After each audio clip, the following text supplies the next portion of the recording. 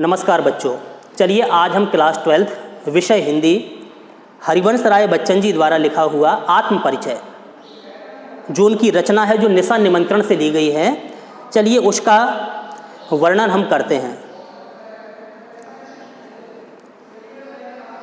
आत्मपरिचय में कवि क्या कहना चाहता है, क्या बताना चाहता है, आप लोग सुनिए, समझिए। कवि कहता है कि मैं जग जीवन का भार लिए फिरता हूँ, फिर भी सांसों में प्यार लिए फिरता हूँ। कर दिया किसी ने झंकृत जिनको छूकर, मैं सांसों के दो तार लिए फिरता हूँ। इसका मतलब क्या है? कवि हरिवंश राय बच्चन जी कहते हैं जग जीवन यानी कि मेरे कंधों पर जग जीवन का भार है। संसार के दबावों को लेकर के मैं इस संसार में विचरण कर रहा हूँ। संसार के दबावों को लेकर के, संसार के कष्टों को अपने सीने पर धारण करके मैं संसार में विचरण कर रहा हूँ। मैं जग जीवन का भार लिए फिरता हूँ, यानी कि मेरे कंधों पर जग जीवन का भार है, संसार का दबाव है। ठीक है, आगे की लाइन, फिर भी जीवन में प्यार लिए फिरता हूँ, फिर भी मेरे जीवन में प्रेम की भावना विद्यमान है। संसार का दबाव लेकर के, संसार का भार लेकर के मैं संसार में विचरण करता हूँ, फिर भी मेरे जीवन में प्रेम की भावना विद्यमान है। अर्थात मैं अपनी वाणी से सभी की पीड़ा व्यक्त करता हूँ। मैं अपनी वाणी के द्वारा सभी की पीड़ा को व्यक्त करता हूँ और दुनिया ने से प्रेम के व्यवहार की अपेक्षा रखता हूँ। दुनिया से भी प्रेम व्यवहार की अपेक्षा रखता हूँ। ठीक है ना। मैं जग जीवन का भार लिए फिरता हूँ, फिर भी जीवन में प्यार लिए फिरता हूँ। यानी कि हरिवंश राय बच्चन जी ने कहा, मैं संसार के दबावों को, संसार की पीड़ा को, संसार के भार को समेटे हुए संसार में विचरण करता हूँ, फिर भी मैं संसार को देने के लिए मेरे हृदय में प्यार भरा हुआ है। कर दिया किसी ने झंकृत जिसको छूकर, मैं सांसों के दो तार लिए फिरता हूँ। कर दिया किसी ने झंकृत जिनको छूकर।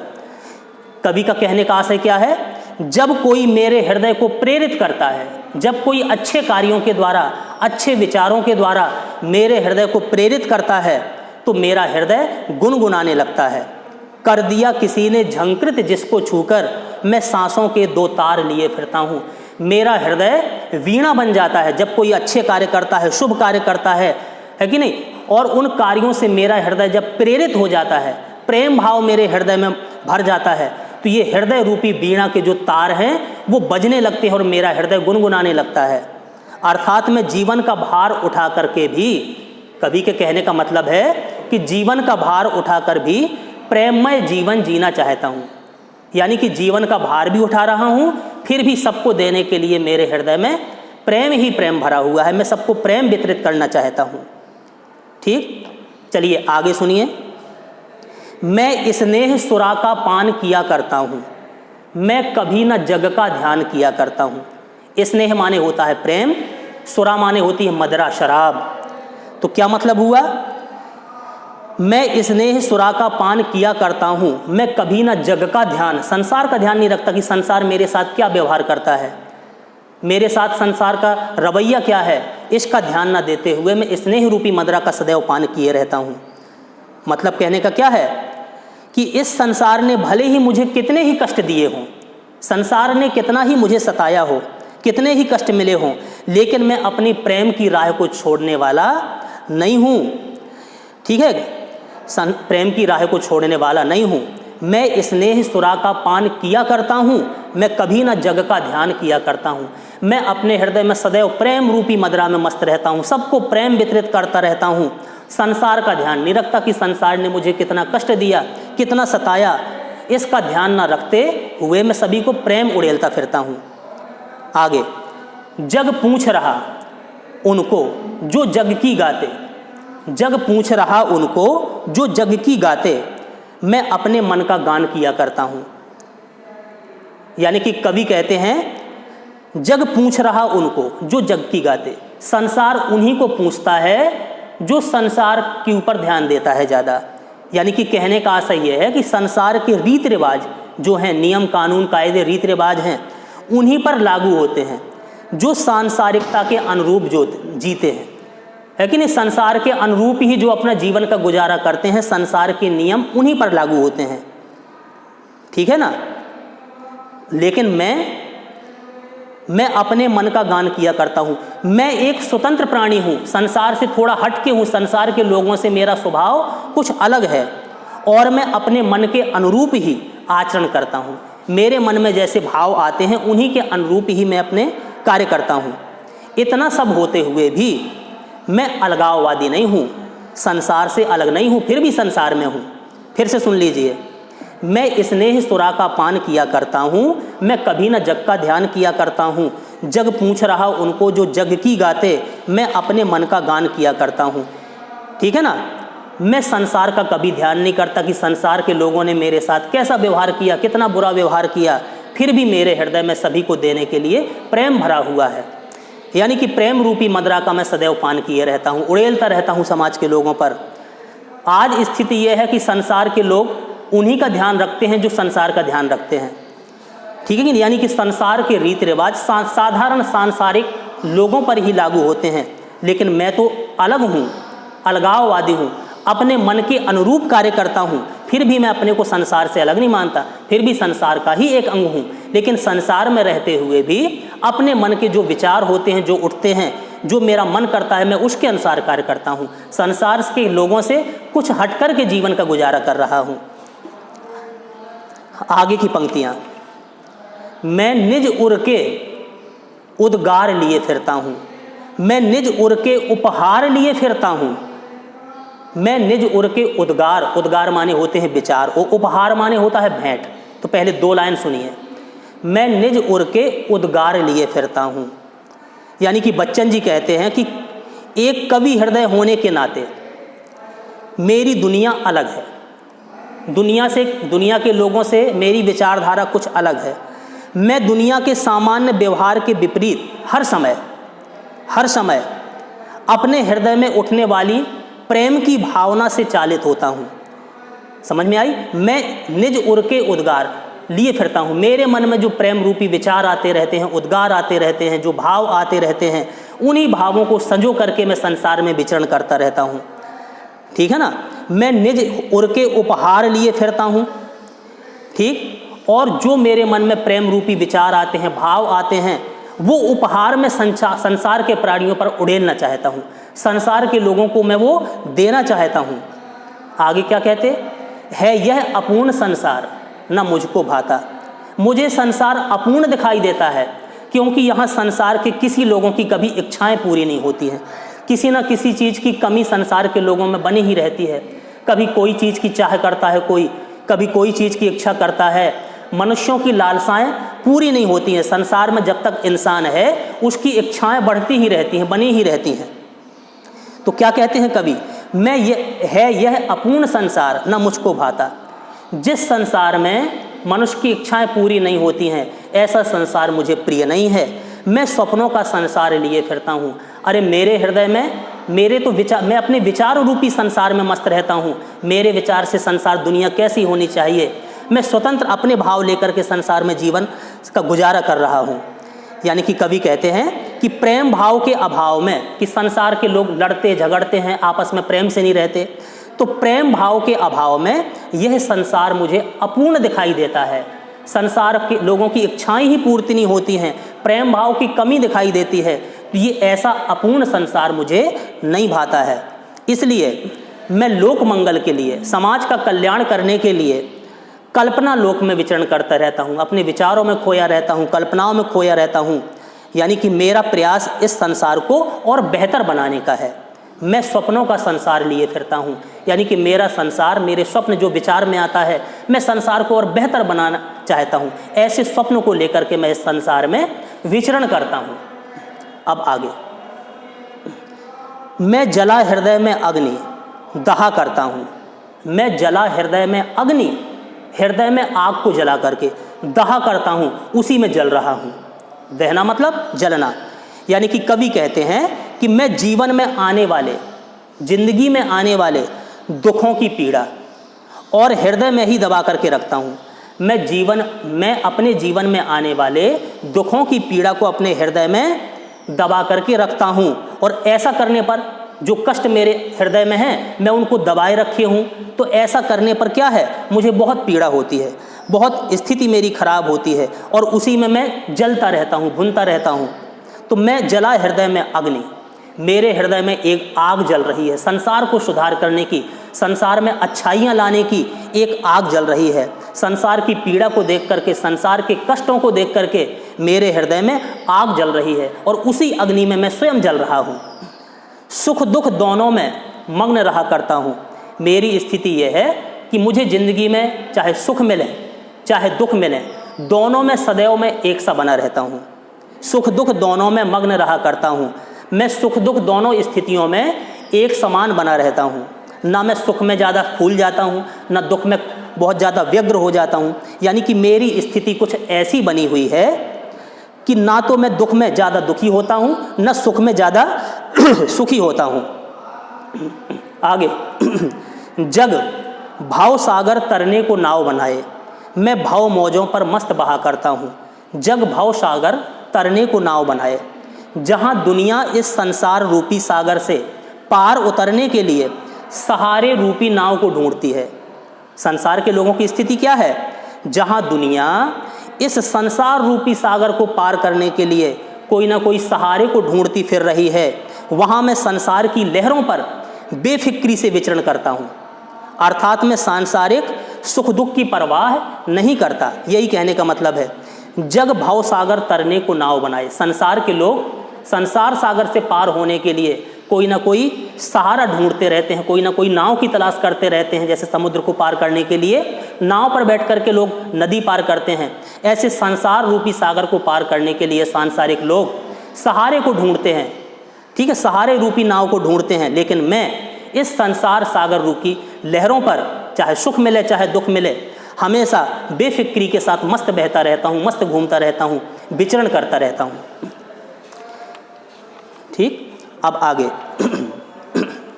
मैं यौवन का उन्माद लिए फिरता हूँ। मैं यौवन का उन्माद लिए फिरता हूँ, उन्मादों में अवसाद लिए फिरता हूँ। इसका मतलब क्या है, मैं यौवन, यौवन माने होता है युवावस्था, उन्माद माने नशा, नशीलापन। कवि कहते हैं कि यद्यपि उसके जीवन में युवावस्था की खुशी विद्यमान है, युवावस्था की खुशी विद्यमान है, मैं यौवन का उन्माद लिए फिरता हूँ। कवि कहते हैं कि उसके जीवन में युवावस्था की खुशी विद्यमान है। ठीक है कि नहीं, उन्मादों में अवसाद लिए फिरता हूँ। वह यौवन के नशे में चूर है, खुशी है युवावस्था की, तथापि उसके यौवन में विषाद भी विद्यमान है, दुख भी है। इस युवावस्था की खुशी भी है कि मैं सब कुछ कर सकता हूँ, मैं नौजवान हूँ, लेकिन इस युवावस्था में भी मेरे अंदर कष्ट भी छाए हुए हैं। उन्मादों में अवसाद, उन उन्मादों में, उस नशीलेपन में, उस खुशी में भी दुख छिपे हुए हैं। जो मुझको बाहर हंसा रुलाती भीतर, मैं हाय किसी की याद लिए फिरता हूँ। जो मुझको बाहर हंसा रुलाती भीतर, कवि कहते हैं कि यह विषाद, जो दुख है, यो अवस्था का नशा तो है, लेकिन जो उसके साथ साथ जो दुख है, यह विषाद उस प्रिय की याद के कारण है। अपनी प्रियतमा को याद करते हुए, अपने इष्ट को याद करते हुए कवि हरिवंश राय बच्चन जी लिखते हैं कि यह विषाद उस प्रिय की याद के कारण रहता है, फिर भी मैं अपने होठों पर मधुर मुस्कान बनाए रखता हूँ। है कि नहीं, दुख होते हुए भी मैं अपने होठों पर मधुर मुस्कान सदैव बनाए रखता हूँ। ठीक है कि नहीं, यानी कि अपने हृदय की पीड़ा में व्यक्त नहीं होने देता। ठीक है, जो बाहर मुझको हंसा रुलाती भीतर, मैं हाय किसी की याद लिए फिरता हूँ, बल्कि उसे महसूस करता हूँ। जहाँ जीवन की स्मृतियाँ मुझे प्रसन्न चित्त करती हैं, वहीं भीतर ही भीतर वो रुलाती हैं, उनका वियोग मुझे रुलाता भी है। ठीक है, ये बन जाएगा, मैं यौवन का उन्माद लिए फिरता हूँ, उन्मादों में अवसाद लिए फिरता हूँ। जो मुझको बाहर हंसा रुलाती भीतर, मैं हाय किसी की याद लिए फिरता हूँ। यानी कि मुझे अपनी युवावस्था का नशा में चूर हूँ, मैं प्रसन्नता है युवावस्था की, लेकिन उस प्रसन्नता में, उस उन्माद में भी अवसाद भरा हुआ है, दुख भी छाया हुआ है कि नहीं। और मुझे अपनी प्रियतमा की, अपने प्रियतम की, अपने इष्ट की याद आती है। ठीक है, तो उसकी याद करते हुए मुझको बाहर से तो मैं अपनी युवावस्था में खुश हूँ, नशे में चूर हूँ, लेकिन उसकी याद मुझे अंदर ही अंदर रुलाती है। मैं किसी की याद लेकर कोई इस संसार में विचरण कर रहा हूँ। ठीक, अब आगे का वर्णन आप सुनिए। कवि कहते हैं, कर यत्न मिटे सब यत्न किसी ने जाना, नादान वही है हाय जहाँ पर दाना। फिर मूढ़ न क्या जग जो इस पर भी सीखे, मैं सीख रहा हूँ सीखा ज्ञान भुलाना। कर यत्न मिटे, इस संसार में अनेकों लोग अनेकों प्रकार का प्रयास करते हुए मिट गए, लेकिन इस संसार की सच्चाई को किसी ने जान नहीं पाया। कितना ही प्रयास किया संसार के लोगों ने, लेकिन संसार की सत्यता को किसी ने नहीं पहचान पाया। ठीक है कि नहीं? यानी कवि कहते हैं कि जीवन के मर्म को जानने के लिए सभी ने भरसक प्रयास किया कि वास्तव में जीवन है क्या, परंतु कोई भी उसके सत्य को नहीं जान सका। नादान वही है हाय जहाँ पर दाना, इस संसार में जहाँ नादान भोले भाले लोग रहते हैं, वहीं पर दाना यानी दानव प्रवृत्ति के, दुष्ट प्रकृति के लोग भी रहते हैं। और दूसरा मतलब ये भी है, नादान वही है, नादान जहाँ पर दाना नहीं है यानी खालीपन है, वहीं पर दाना यानी अनाज सुख संपन्नता भी है। एक तरफ खालीपन भी इस संसार में है और दूसरी तरफ सुख संपन्नता भी है। ठीक है, यानी कि कहते हैं इस दुनिया में नादान और दानव प्रवृत्ति के लोग एक साथ देखे जाते हैं। नादान वही है हाय जहाँ पर दाना। ठीक है, यह दुनिया सभी को अभेद आश्रय देती है। दुनिया में अच्छे लोग भी रहते हैं, बुरे लोग भी रहते हैं। फिर मूढ़ ना क्या जग जो इस पर भी सीखे, मैं सीख रहा हूँ सीखा ज्ञान भुलाना। यानी कि कहने का आशय यह है कि नादान वही है जहाँ पर खालीपन है, वहीं पर दाना, वहाँ सुख संपन्नता भी है। यानी कि कहने का आशय मेन ये है कि सुख संपन्नता दिखाई देने पर भी संसार के लोगों का यहाँ पर कुछ नहीं है, एक दिन सभी संसार को छोड़ करके चले जाते हैं। तो वही कहने का आशय है। ठीक है, जो लोग इतने पर भी दुनिया का मर्म नहीं सीख पाए हैं, फिर मूढ़ न क्या जग, वो संसार के लोग हमें मूर्ख की भांति लगते हैं, मूढ़ की भांति लगते हैं, है कि नहीं? जो इतना होने पर भी कि संसार में कोई किसी का नहीं है, सब कुछ एक दिन समाप्त हो जाना है। ठीक है कि नहीं? इतने पर भी जो लोग नहीं समझ पाते हैं वे मूर्ख हैं। मैं सीख रहा हूँ सीखा ज्ञान भुलाना। हमें दुनिया के इस व्यवहार से सीख लेनी चाहिए, सीख लेनी चाहिए। कवि कहते हैं कि मैं तो आज तक सीख रहा हूँ, मैं तो सीख रहा हूँ और जीवन के रहस्य को जानने का प्रयास कर रहा हूँ। मैं सदैव इस संसार में कुछ ना कुछ सीख रहा हूँ, मैं सीख रहा हूँ सीखा ज्ञान भुलाना, है कि नहीं? अपने ज्ञान को भूल करके मैं सांसारिक ज्ञान को सीखना चाहता हूँ कि संसार वास्तव में है क्या, मैं इसको जानने का प्रयास करता रहता हूँ। ठीक, अब आगे क्या लिखते हैं? मैं और जग और कहाँ का नाता। कवि हरवंश राय बच्चन यहाँ पर विचारधारा में अंतर करते हैं। कवि कहते हैं कि मेरी और संसार की विचारधारा में बुनियादी अंतर है। मैं और हूँ, अलग हूँ, और जग और, संसार कुछ अलग है। मैं और हूँ और संसार अलग है, यानी कि अपने का संसार से अलगाव किया है यहाँ पर। ठीक है, यानी कि कवि कहते हैं कि मेरी और संसार की विचारधारा में बुनियादी अंतर है। मैं और जग और कहाँ का नाता। जहाँ संसार की प्रवृत्ति संग्रह की है, इकट्ठा करते हैं लोग, रोज इकट्ठा करते रहने कुछ ना कुछ, वहीं मेरी प्रवृत्ति कैसी है? विग्रह की, अलग करने की, सब कुछ न्यौछावर समाज पर करने की। तो मैं और जग और कहाँ का नाता, ऐसे संसार से मेरा कोई रिश्ता नहीं है। मैं और हूँ, मेरी प्रकृति कुछ अलग है, संसार के लोगों की प्रकृति कुछ अलग है, तो हमारा दोनों का नाता कहाँ से बना? मैं बना कितने जग रोज मिटाता, जिस धन संपत्ति के संग्रह में संसार मग्न रहता है, मैं ऐसे साधन संपन्न संसार को ठुकराता हूँ। मैं बना कितने जग रोज मिटाता। अरे मेरे विचार में तो एक नया संसार होगा, दुनिया कैसी होगी, है कि नहीं? उस विचारों की दुनिया के आगे मैं इस दुनिया को ठुकराता हूँ। जिस दुनिया में संसार के लोग धन संपत्ति को संग्रह करते रहते हैं, ढूंढते रहते हैं, संग्रह में मग्न रहते हैं संसार के लोग, मैं ऐसे साधन संपन्न संसार को ठुकराता हूँ। ठीक है, मैं संसार में रहते हुए भी उससे भिन्न दृष्टिकोण रखता हूँ। संसार में रह तो रहा हूँ, लेकिन मेरा नज़रिया संसार के लोगों के नज़रिया से अलग है। अर्थात मैं प्रतिपग से उस पृथ्वी को ठुकराता, मैं ऐसे संसार को ठुकराता हूँ जहाँ सिर्फ इकट्ठा करने की लालसा लोगों में हो, देने की प्रवृत्ति ना हो। ठीक है ना, यानी कहने का आशय यह है कि संसार के आकर्षण मुझे नहीं बांध रख सकते, मेरे हृदय में उठने वाले भाव ही मेरी सच्ची संपत्ति हैं। यह कहने का आशय, मेरे मन में जो विचार, जो भाव उठते हैं वही मेरे लिए सच्ची संपत्ति है। ठीक। अब हरिवंश राय बच्चन जी आगे कहते हैं, मैं निज रोदन में राग लिए फिरता हूँ, शीतल वाणी में आग लिए फिरता हूँ, मैं निज रोदन में आग लिए फिरता हूँ। कवि कहते हैं कि सामान्य से दिखने वाले मेरे इस जीवन में गजब का विरोधाभास है। जब मैं राग करता हूँ, कोई गीत लिखता हूँ, कविता लिखता हूँ, तो संसार के लोग क्या कहते हैं कि कवि ने गाना लिख दिया, गीत बना दिया, जबकि वो लोग ये नहीं जानते कि वो मेरे हृदय की पीड़ा है, दुख है, जो मेरे हृदय में दुख था, पीड़ा थी, कष्ट था, उसको मैंने लेखनीबद्ध कर दिया, गीत बना दिया। तो लोगों की नज़र में वो गीत बन गया, गाना बन गया, लेकिन वो वास्तव में मेरे हृदय की पीड़ा है। भले ही संसार को मेरा रोदन सुनाई दे, परंतु इसमें भी एक राग है। कविता लिखी हुई मेरा रोदन है, कष्ट है, लेकिन फिर भी उसमें राग छिपा हुआ है। तो यही कहने का आशय है कि मैं निज रोदन में, अपने कष्ट में, अपने रोदन में भी राग को छिपाए हूँ, राग की उत्पत्ति कर देता हूँ। संसार के लोग कहते हैं कि इन्होंने क्या किया, राग बना दिया, गाना बना दिया, लेकिन उस राग में भी मेरा रोदन छिपा हुआ है। शीतल वाणी में आग लिए फिरता हूँ। अगर कोई भी मेरी कविता को पढ़ ले, शीतल वाणी, शीतल वाणी माने साधारण सी लगने वाली भाषा, मैं आग माने होती है टीस, प्रभावकारी, जज्बा जिसमें हो, जुनून जिसमें हो, मैं उस शीतल साधारण लगने वाली भाषा में भी प्रभावकारी भाषा लिए हूँ। यानी कि उस मेरी रचना में, उस साधारण सी लगने वाली मेरी भाषा में भी संसार को बदलने की क्षमता है।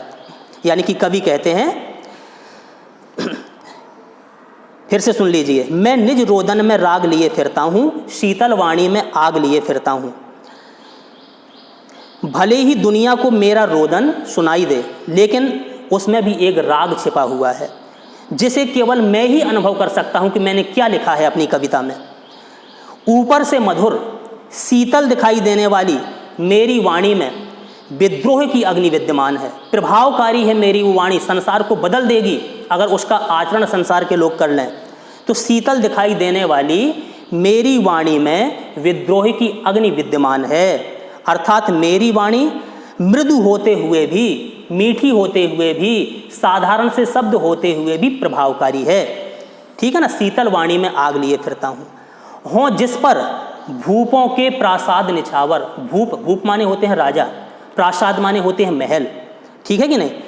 हों जिस पर भूपों के प्रासाद निछावर, मैं वह खंडहर का भाग लिए फिरता हूँ।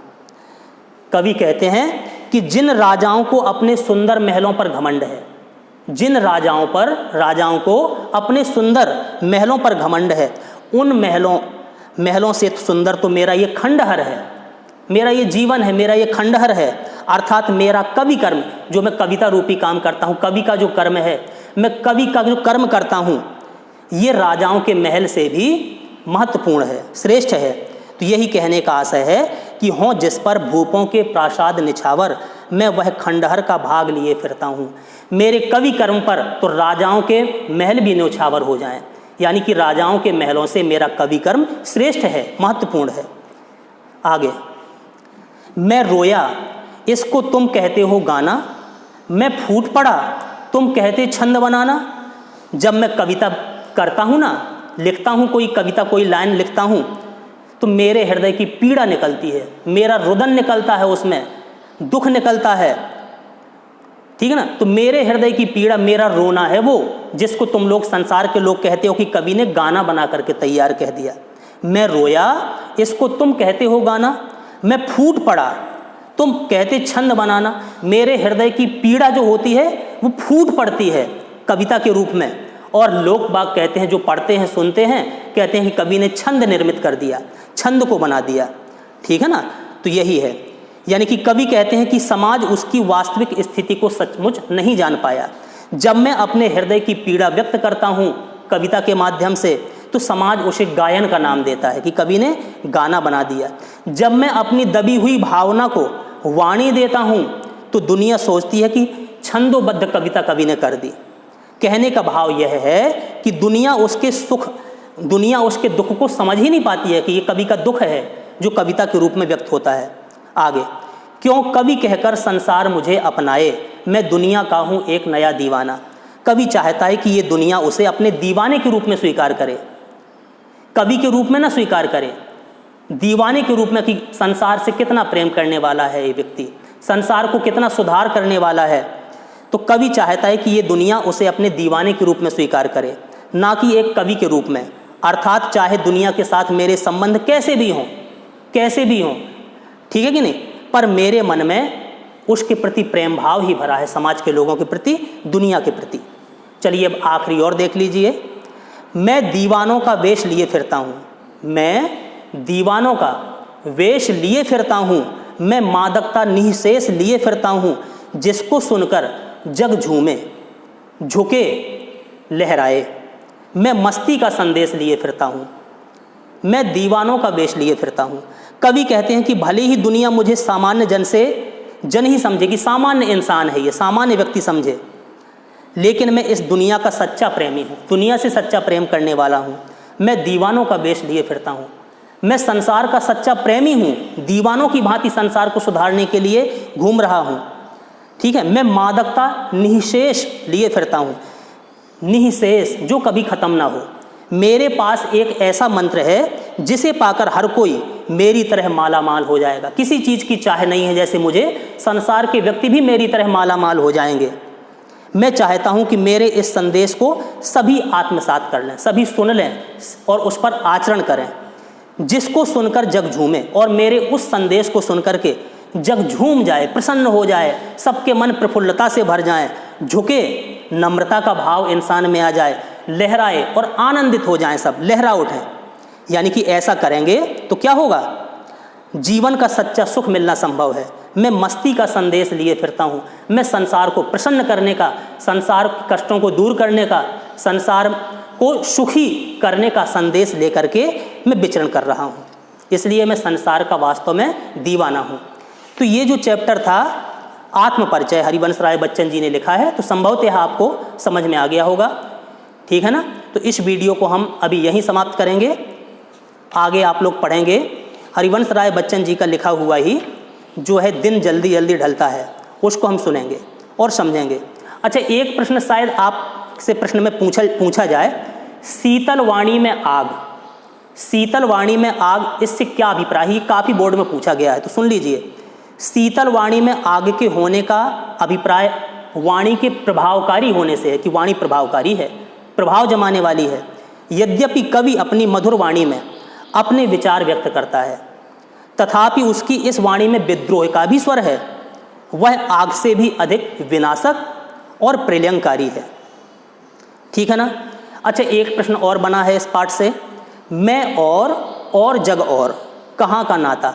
इस पंक्ति में शब्द की विशेषता बताएं। मैं और जग और, यहाँ और शब्द 2 बार आया है, और शब्द की पुनरावृत्ति हुई है ना, और शब्द की, तो इसकी पुनरावृत्ति से कविता में विशेष आकर्षण आ गया है, विशेष आकर्षण आ गया है। प्रथम और शब्द का अर्थ है अलग, और द्वितीय और शब्द का अर्थ है समुच्चय बोधक, जोड़ने वाला। एक तो अलग कर रहा है मैं और जग और, मैं और यानी अलग करने वाला है, और जग और, ये 2 शब्दों को जोड़ रहा है, ये समुच्चय बोधक का ये काम कर रहा है, एक अलगाव का काम कर रहा है, एक समुच्चय बोधक का। अतः यहाँ और शब्द की पुनरावृत्ति और भिन्न अर्थ होने के कारण यमक अलंकार का चमत्कार उत्पन्न हुआ है, ठीक है। और शब्द की वक्रता देखती ही यहाँ पर बनती है, इसलिए ये सुंदर सा पाठ हरिवंश राय बच्चन जी ने लिखा, संभवतः आपको समझ में आ गया होगा। अब इस वीडियो को हम यहीं समाप्त करेंगे, कहीं कोई दिक्कत होती है आप बराबर पूछते रहिए, ठीक है ना। धन्यवाद।